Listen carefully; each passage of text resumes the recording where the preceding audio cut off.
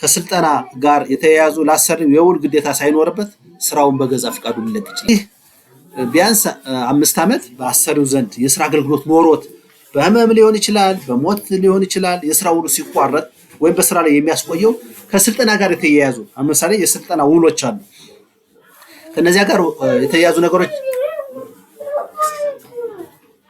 ከሌሉ እንግዲህ ውሉን ማቋረጥ ይችላል ማለት ነው። ሌላው HIV ዓመት ባሰሪው ዘንድ የስራ አገልግሎት ኖሮት በህመም ወይም በሞት የስራ ውሉ ሲቋረጥ ተነኛ በኤችአይቪ ወይም በኤድስ ህመም ምክንያት በራሱ አነሳሽነት ሰራተኛው ማለት ነው የስራ ውሉን ያቋረጠ እንደሆነ ህጉ ይፈቅድለታል። ስለዚህ በዚህ መሰረት አንድ ሰራተኛ የስራ ስንብት ክፍያ ሊያገኝ ይችላል ማለት ነው።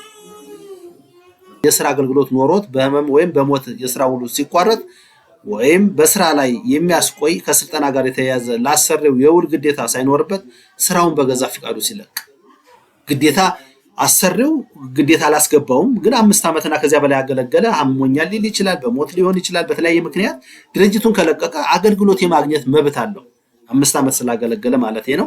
ስለዚህ ይሄን መሰረት ያደረገ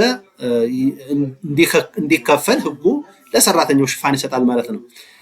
ሌላው በኤችአይቪ ወይም በኤድስ ህመም ምክንያት በራሱ አነሳሽነት የስራ ውሉን ያቋረጠ እንደሆነ በዚህ በሽታ ተይዣለሁ፣ ይሄን ስራ ብሰራ ጉዳት አለው ችግር አለው ብሎ በራሱ ተነሳሽነት እንደዚህ አይነት ሁኔታዎችን የሚያቋርጥ ከሆነ ስራውን ማቋረጥ ይችላል ማለት ነው።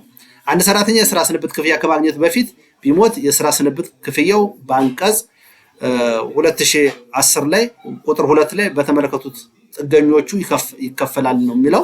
በዚያ መሰረት መመሪያውን እንግዲህ ተግባራዊ ማድረግ ይቻላል ብለን እንግዲህ ይሄንን እንድታነቡት እንጋብዛለን። በነገራችን ላይ 1156 2011 መመሪያውን እንድታነቡት ወይም አዋጁ